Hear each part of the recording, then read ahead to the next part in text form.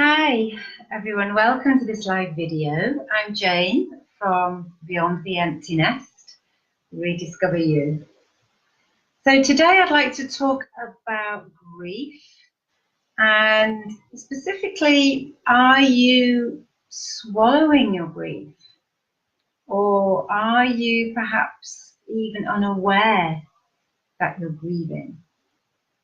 Because grief seems such a strong emotion, doesn't it? It seems almost kind of like an overreaction. It could feel like an overreaction to a time in our lives that's natural. Our kids grow up, they move on, we go through the menopause, and it is a natural phase of life. But that doesn't stop it feeling painful to some of us. It doesn't stop us having those feelings. You know, we kind of expected to get on with it, aren't we? It's just something that society doesn't really acknowledge as a very difficult time. It might pay lip service to this transition time in our lives, but actually the fact that some people really do find it difficult, it's not really acknowledged. But perhaps, so it might be useful for you to take a moment and think, am I grieving? Am I actually going through a grieving process? Because perhaps you've swallowed that down, and perhaps you didn't realize, and perhaps, you know, you're having symptoms. Maybe you've got a heavy feeling in your heart. Maybe you've got a lump in your throat.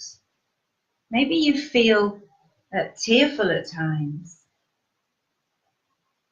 You know, maybe you are feeling that you're quite sad and you can't get on with life. You can't really enjoy your life. There's an underlying sadness there.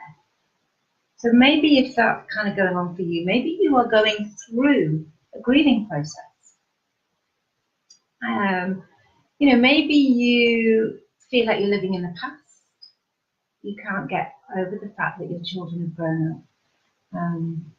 You know, I remember when my daughter was born. She'd not long since been born. It was a few moments, and I looked at this baby in my arms, and I had such a fierce love for her. And the next moment, I think I may have even said this out loud. You know, the next moment I thought, she's going to leave one day. I actually said, one day she's going to leave, and this baby, you know, in my arms, literally a few moments old, and I'm already thinking, oh my God, she's going to leave one day. And I've not met anyone else who's thought that. So if anyone else has thought like that, let me know, so I don't feel like it's just me. But it is that, isn't it? It's that thing of as soon as we have that love, that fierce love, and that deep, deep love for another human being, as soon as we have that, we're vulnerable then, aren't we, to the pain of them leaving. And that's just the way it is. And, you know, the other option is not to love, and that's not a life either. So it's part of the process. But the problem, I think, comes when it's not acknowledged, when it's swallowed down, because maybe we don't want to face it. Maybe we're conditioned to think, well, I shouldn't be feeling like this. You know, what's wrong with me? Why should I be feeling like this? It's just a normal process. Maybe other people have sort of been a bit impatient with you, or maybe they've just said, oh, you know, get on with it. Maybe they're well-meaning, maybe they're giving you lots of advice, but deep down there's something kind of, you know, going on. And maybe that is grief. You know, maybe you see, I know for me, you know, not that long ago even, I went past a church hall, and there were loads of little kids coming out with their balloons and their fancy dress outfits. And it caught me, you know, it caught me, and I felt that feeling of loss, because, you know, I remember when my kids were doing that. And yeah, and it's not that, our kids are, when they grow up, and I'm sure that we're proud of them and we love them and we have a different relationship with them and they're adults. And, we're happy that we've got that relationship and that they've grown up and that they're doing well or whatever they're doing. They've flown the nest. And we're proud of them. But as well as that, there's still part of us that's grieving that loss. And, we think of grief, I suppose we associate grief with death. We think, well, this is an overreaction. But it is a kind of a death of sorts, isn't it? It's the death of an era. It's a loss. To us, it's a loss. Our small children are not there anymore to physically hold and touch. I think about that sometimes. I think about my small children. I think about my daughter with her little curly hair and being small and holding on to me and wanting me to spend that time with her, and I was the centre of her universe. I remember my son when he was little, about 4, and he'd fallen over and hurt his knee, and he ran past about 15 people.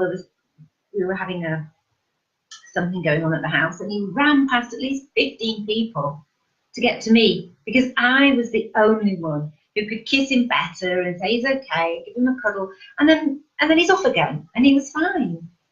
But I always remember him running past all those people, thinking none of those people were good enough for him at that moment. It was only me. And that's special, isn't it? Because you are the centre of their lives. You are the centre. Only you can do that.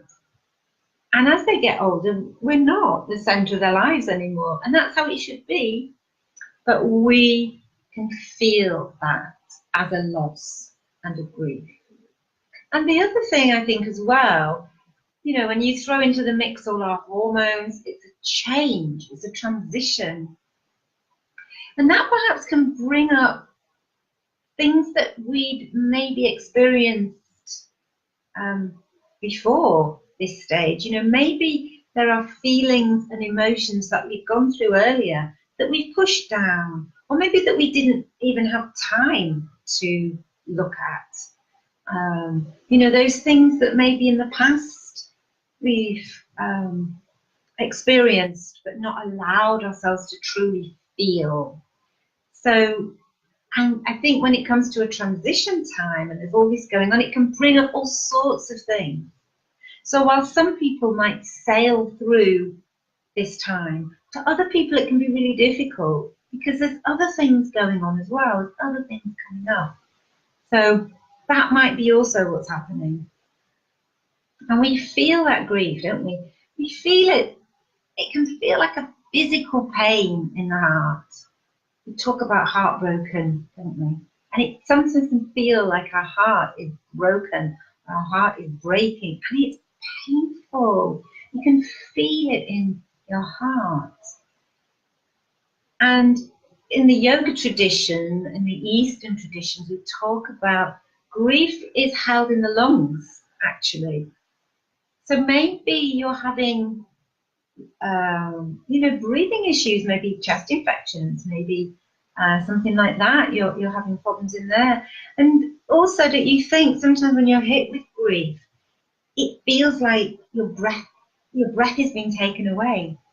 You say, it took my breath away. It feels like you've been winded and you've lost your breath. And we close up, don't we? We close up, we want to protect ourselves, and that's normal and that's natural. But we're holding on to that grief and that pain, and the more we push it down, the stronger it comes back. So, and perhaps it's coming out in other ways. If you're swallowing down that grief, perhaps it's coming out in other physical symptoms. Perhaps you've just got stresses in your body, tension in your body, aches in your joints, and perhaps you're a little bit on a short fuse that you didn't used to be. And we can blame that on the menopause, and that is also, our hormones do affect us.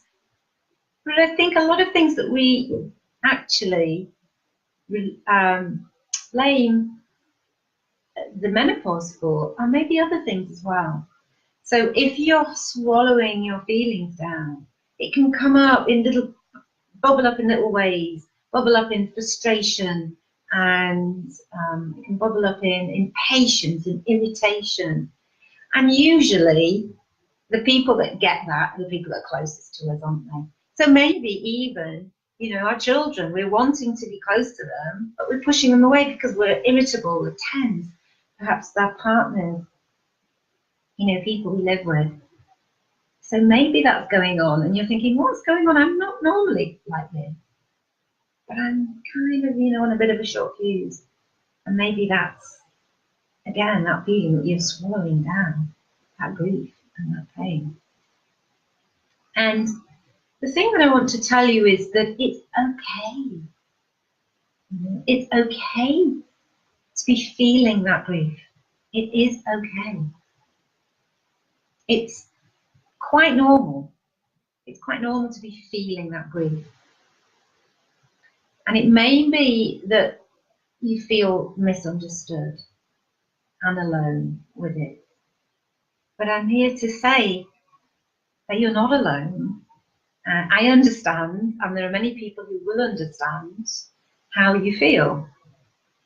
So it's not to be ashamed of it. It's not to be thinking there's something wrong with you. There's nothing wrong with you. We tend to think that, don't we? We tend to think there's something wrong with me. I'm not normal. But what is normal?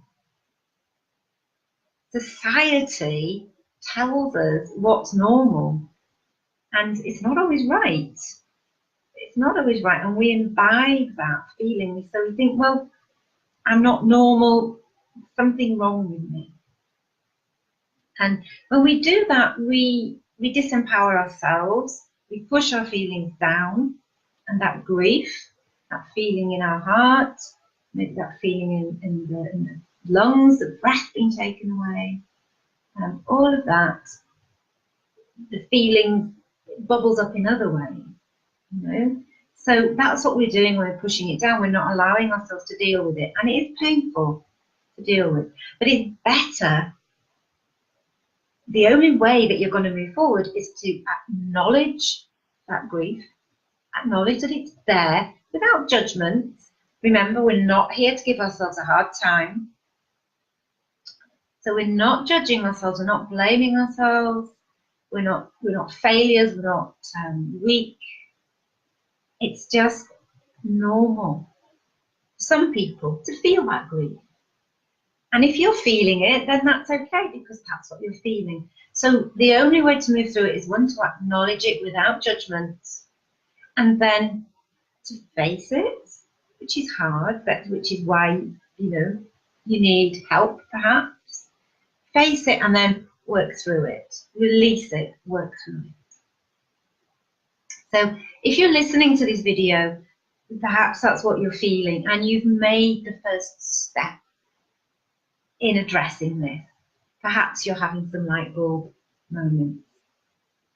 But if you really are ready to move on from this grief, if you really are ready to live your joyful, authentic life, release the grief and not be bogged down by these feelings anymore. So if you're ready to move on and let that go, please message me. I can help you. I can help you get the results I've got for other clients. And I'm looking forward to hearing from you. So message me. You can click on my picture on any of the posts, and that will send you through to my personal page. And you can message me from there, and we can get on the phone and we can talk about it and see about moving forward. So thank you so much for listening. It's been lovely to have you with me. Take care and lots of love.